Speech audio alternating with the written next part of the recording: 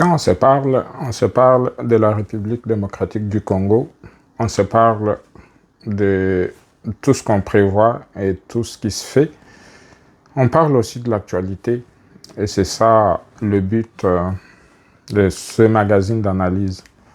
On veut entreprendre au Congo, puis on veut donner des conseils à ceux qui veulent entreprendre au Congo.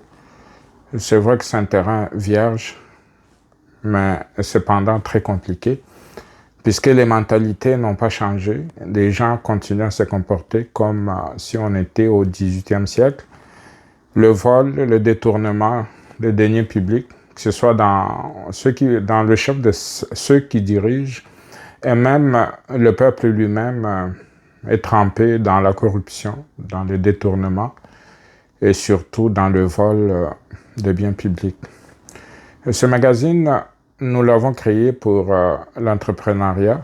Nous l'avons aussi créé pour sensibiliser les Congolais par rapport à plusieurs sujets d'actualité et surtout nous aider à avoir le contrôle sur l'économie du Congo, puisque c'est pas normal, comme on le dit tout le temps, que des étrangers soient au contrôle de l'économie de ce grand pays, que ces Indiens, ces Libanais et autres puissent contrôler notre économie alors que nos hommes d'affaires sont tous devenus des politiciens. Nos grands dirigeants d'entreprise sont devenus des politiciens et surtout nos professeurs, nos cerveaux qui devaient penser ou repenser au Congo de demain sont tous trempés dans cette affaire des politiques, puisqu'on est en train de donner un modèle. On pense que tous les Congolais devaient devenir des politiciens et c'est ce qui est en train d'arriver. Et là, d'autres secteurs, on les abandonne aux charlatans et surtout on les abandonne aux prédateurs qui sont les Indiens, les Libanais, tous les autres. C'est vrai qu'on a besoin des investisseurs au Congo, mais quand l'économie tout entière est contrôlée par la mafia de ces gens-là, ça donne matière à réfléchir. Aujourd'hui, je vais un peu parcourir tout ce qui se passe et puis on va commencer par la présence du président Tshisekedi aux États-Unis pour ce breakfast, pour cette invitation. Et on a vu que le président Trump le tient en haute estime. On sait très bien qu'il le tient en haute estime, pas puisqu'il est très beau, mais puisqu'il est assis sur des minéraux que le monde entier convoite, pour lesquels des gens se battent au Congo pour avoir le contrôle, que ce soit l'Union européenne, les Chinois et tout le monde. Aujourd'hui, c'est une guerre ouverte entre toutes ces puissances-là qui veulent avoir le contrôle sur les minéraux du Congo. Et c'est pas pour rien là que le président Trump fait des beaux yeux au président Tshisekedi. Il lui demande de se lever. Il le fait acclamer par le public au breakfast américain.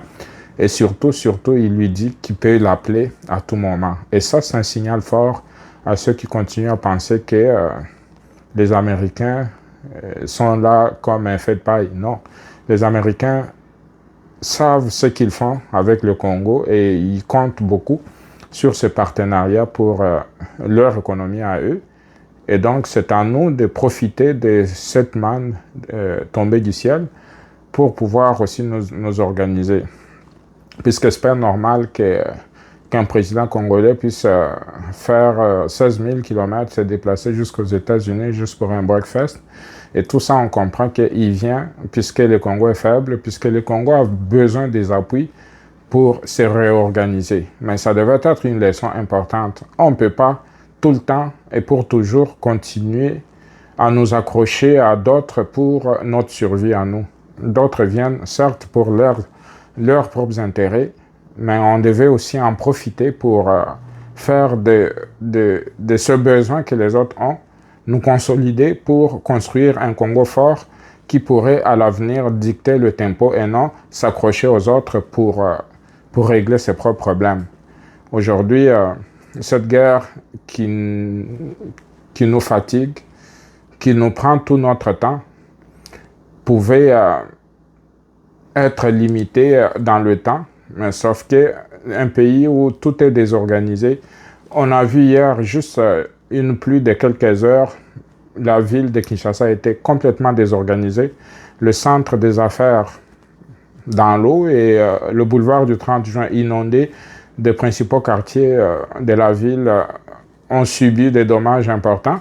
Et ça, c'est devenu comme une habitude. Et ça, c'est un signe que le malaise est profond et que le Congo est à refonder et que du patchage à gauche, à droite, c'est comme sur une plaie béante, on met juste un petit pansement dessus, puis on ne traite pas en profondeur la plaie. Et qu'est-ce qui va arriver? Rien ne va se passer. On sait très bien que la solution, c'est d'étendre la ville. On a beaucoup d'espace sur le plateau de Bateke où rien n'est construit, puis on pourrait faire construire une nouvelle ville là-bas, puis transférer toute l'administration là-bas, puis on aura une ville pimpant neuve où l'urbanisation pourra être faite comme il faut. Mais nos dirigeants, ils comprennent rien, puis à chaque fois qu'on parle de ce projet d'extension de la ville, on parle, et puis après, ça retourne dans les cartons, puis on passe au siècle suivant. Et ça continue à nous rattraper. Et aujourd'hui, on voit qu'il n'y a pas d'autre solution. La seule solution, c'est d'étendre la ville, de désengorger les grandes cités qui ont été construites pour quelques individus, puis qu'aujourd'hui, puis c'est une cité de 200, 300, 500 000 personnes. Aujourd'hui, elle regorge 15-20 millions d'habitants. Ça, c'est clair que ça ne marchera pas. C'est aux dirigeants congolais de faire des efforts essentiels pour qu'on puisse changer de paradigme, qu'on puisse voir autrement comment reconstruire la ville. Et ça, notre problème, je l'ai introduit avec le passage du président Tshisekedi à New York. C'est vrai qu'on cherche des appuis, c'est vrai qu'on n'a pas de choix pour l'instant de s'accrocher aux Américains pour vaincre ce Paul Kagame qui nous empêche la vie. Mais en même temps, on doit aussi penser plus tard à faire en sorte que repenser notre modèle de fonctionnement. C'est pas possible. Parler seulement de problème d'inondation là, puis c'est un problème qui est généralisé. Quand on revient encore, j'ai bien aimé, là, je commence à aimer ce monsieur de Daniel Bumba. C'est vrai que beaucoup de gens ont critiqué, moi y compris, son affaire de vignettes à la sauvette et puis des contrôles intempestifs par rapport à l'instauration de nouvelles mesures, assurance, vignettes et tout.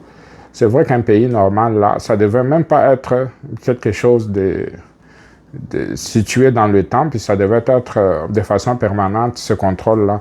Puisqu'on ne peut pas comprendre que des autos roulent sans assurance dans une ville, que des autos sans identification continuent à rouler, qu'on se retrouve avec des gens qui ont des autos et qui n'ont pas ni... même le clignotant manque sur des véhicules.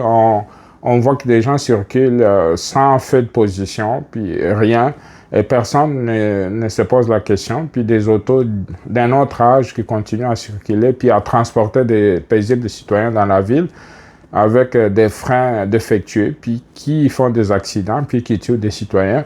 Et par rapport à tout ça là, qu'est fait l'autorité urbaine? Rien. Aujourd'hui, qu'il porte ses culottes et puis qu'il agit, certaines personnes critiquent. Moi, j'ai regardé ça là un peu d'un œil réticent. Puis là, je me rends compte que c'est très important ce qu'il est en train de faire, qu'on continue dans cette direction, qu'on ne s'arrête pas à un certain moment, puisque au Congo, c'est que quand on commence quelque chose, puis au bout d'un certain temps là, puis on s'arrête et puis on fait comme si de rien n'était, puis on recommence le même problème, et puis là, ça marche pas. Donc, il faut que ce contrôle reste permanent. Un autre problème que j'ai aimé avec Daniel Bumba, c'est son passage. C'est vrai qu'avant-hier, il y a eu un incendie à Limete, puis apparemment, les pompiers ne se sont jamais présentés, puis ce service-là est payé par la ville. Ce service-là, implanté en plein Gombe, c'est vrai que c'est une blague. On veut avoir un vrai service d'incendie. On devait en avoir des casernes un peu partout, presque dans chaque commune, et même certaines communes qui sont vastes comme Kimbanseke devaient en avoir 3-4 casernes de pompiers. Puis ça devait être la norme. Mais déjà avec cette seule caserne de pompiers située à Gombe, puis pour aller répondre n'importe où, dans la ville, des fois on se rend compte qu'ils sont inefficaces et puis ils sont inexistants. J'ai vu le gouverneur aller à leur caserne des Gombe pour voir qu'est-ce qui n'a pas marché, pourquoi ils n'ont pas été intervenir à Limete quand il y a eu cet incendie-là. Puis c'était pathétique. Les responsables semblaient ne pas comprendre que c'est quoi, à quoi ça sert une caserne des pompiers, puisque apparemment les explications qui ont été données, l'un a dit que non, ils nous ont jamais appelés, puis on a vérifié avec le bourgmestre qui a démontré clairement qu'il a appelé et il a même rappelé en la présence du gouverneur pour tomber sur le numéro qui a effectivement sonné. Puis le chef de la caserne des pompiers, puis l'autorité de cette structure dira que non, peut-être qu'il dormait, puis tout ça. Alors, ben, écoute, un pompier qui arrive, qui est des services, qui dort, sachant qu'un pompier là, dans des villes normales, comme au Canada, puis aux États-Unis, c'est à l'intérieur de 5 minutes, les pompiers devaient arriver sur place après un appel.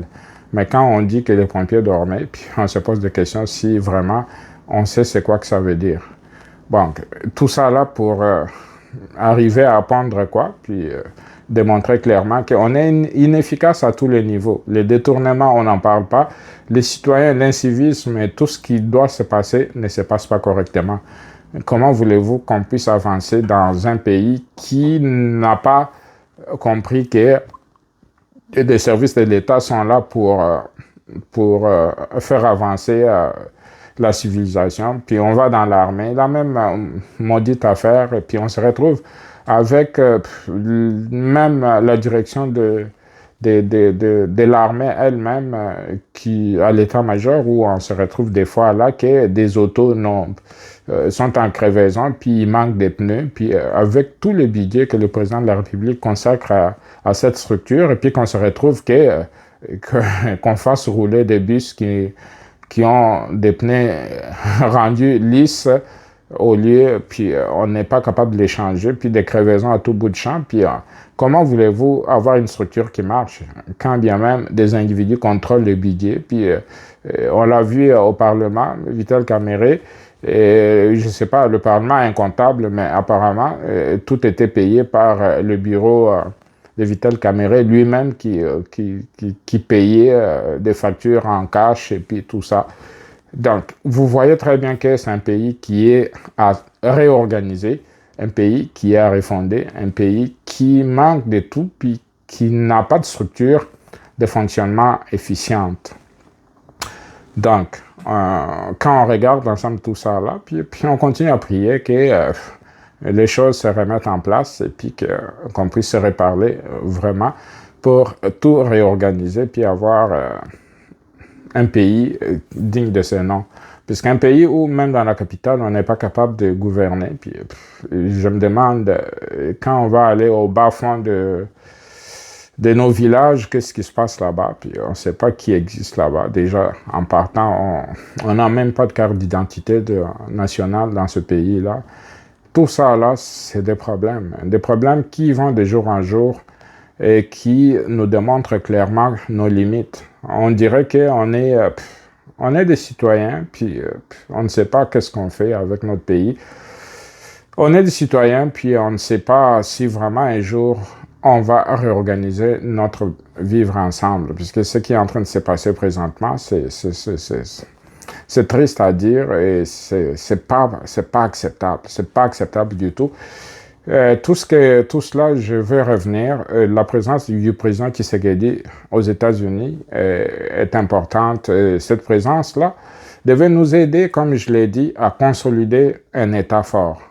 À partir de l'aide que les Américains vont nous amener, que ce soit leur compagnie, comme Trump l'a répété encore aujourd'hui, que des compagnies américaines vont déferler sur le Congo très bientôt et qu'on puisse profiter vraiment de cette manne-là pour nous réorganiser pour des bons. On ne peut pas continuer. Et même, je me demande si Dieu ne nous avait pas doté de toutes ces ressources minières en n'en plus finir là, qu'est-ce qu'on serait devenu? Puisque si aujourd'hui les Américains s'intéressent à nous, c'est grâce à nos minéraux. C'est grâce à nos minéraux seulement. C'est pas puisqu'ils nous aiment tant qui s'intéressent aujourd'hui au Congo ou qui veulent nous aider. Ils veulent venir exploiter nos minéraux. Et si on ferme les yeux puis on continue à se comporter comme on se comporte présentement, il va se passer la même chose qui s'est passé avec le contrat chinois. On sait très bien que les Chinois sont venus. On a signé un contrat puis qui aurait dû développer aussi des infrastructures au Congo, mais que ça finit comment? Puisque à partir du moment où des gens ont pris leur commission, ont mis dans leur poche, ils ont oublié leur travail et puis ça donnait quoi? Ça donnait que tout le monde était dans son coin, puis les Chinois ont continué à exploiter les minéraux, puis plus personne n'est venu leur demander des comptes par rapport à leur part du contrat.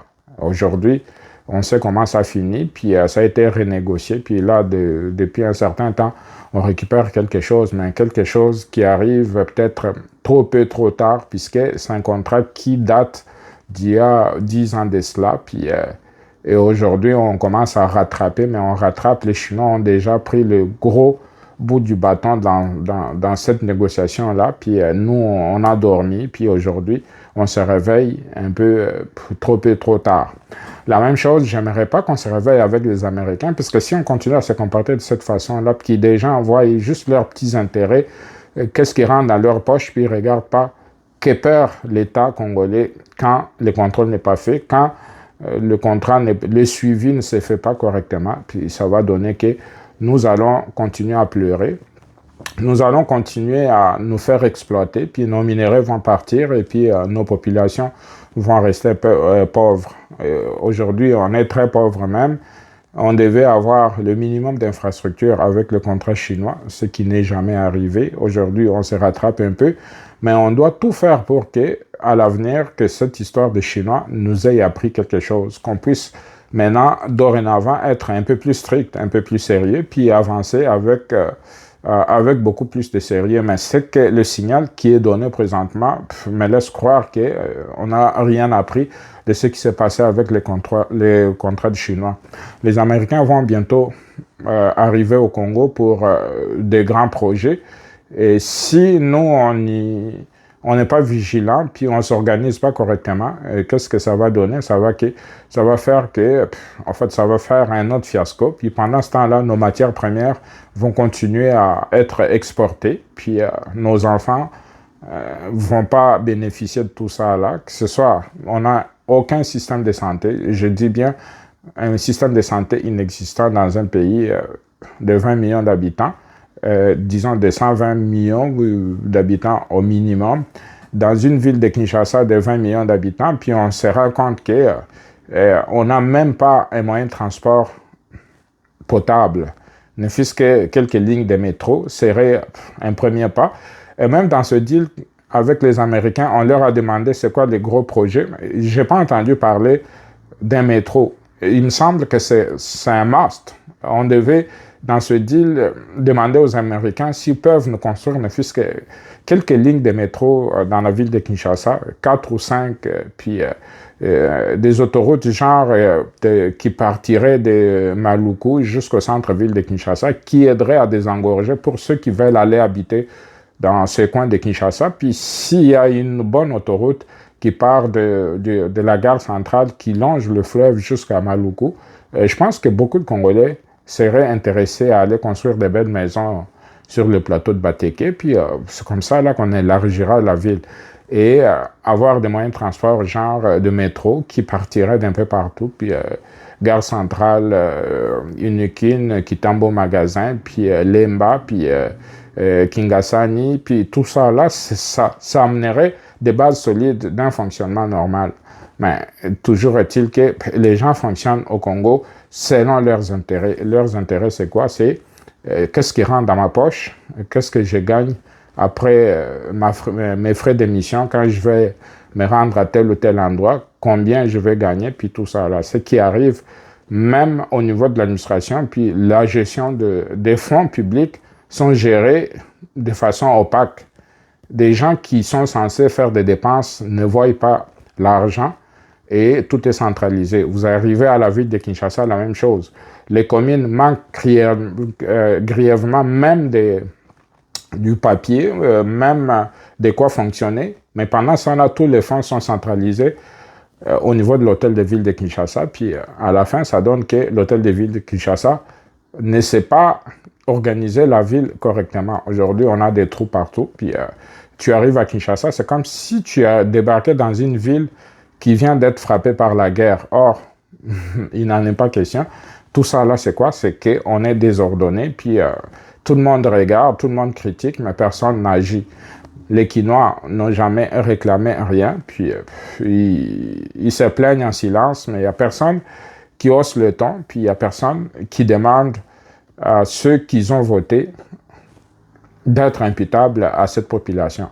Donc, ce deal avec les Américains est un nouveau départ. Si on le rate, je pense qu'on va sacrifier encore des générations pour plusieurs années. Et ces minéraux-là, je l'ai toujours dit, ne sont pas éternels. Ils vont finir par s'épuiser. S'ils vont s'épuiser et que nous, on n'aura jamais profité de ça là, puis que des générations futures n'auront jamais vu, auront entendu que le Congo était très riche, mais qu'en fin de compte, il ne se passe rien. Vous voyez aujourd'hui là, les Qataris, l'Arabie Saoudite, et puis tous ces pays-là qui ont bénéficié de leur pétrole et qui continuent à en bénéficier, sont en train de penser à leur avenir, puis se sont diversifiés dans d'autres activités. Et c'est ça que nous, on a manqué, puis on ne sait même pas quoi faire. Puis aujourd'hui, on est encore dans des petites négociations de survie, alors que le Congo a des minéraux qui ne sont pas éternels, puis qui peuvent être remplaçables par d'autres choses. Souvenez-vous, là, les Américains ont exploité du bois du charbon pour faire fonctionner, pour avoir de l'électricité, faire fonctionner leurs trains, puis tout ça là. Mais aujourd'hui, est-ce qu'ils utilisent encore du charbon? Non. Ils sont maintenant rendus à autre chose. Donc, ce qui veut dire que nos minéraux pour lesquels on se frappe la poitrine là, demain pourraient devenir caduques, puisqu'avec la technologie, d'autres façons de faire pourraient voir le jour et nous, on n'aura que nos minéraux là, puis pour dire, ben, au fait, ce coltan ici, là, c'était utilisé pour telle ou telle chose, ou ce cobalt ici. Quand on sera rendu à autre chose, ça ne servira plus à rien. Donc, c'est le même moment de battre le fer quand il est chaud. Le monde a besoin, le monde a soif de nos minéraux. C'est à nous et à nous seulement de profiter de ces minéraux comme il faut pour avancer. Sinon, si on ne fait pas ce qu'on est censé faire, qu'est-ce qui va finir par arriver? C'est que on va finir dans les oubliettes de l'histoire. Bonne journée à tous.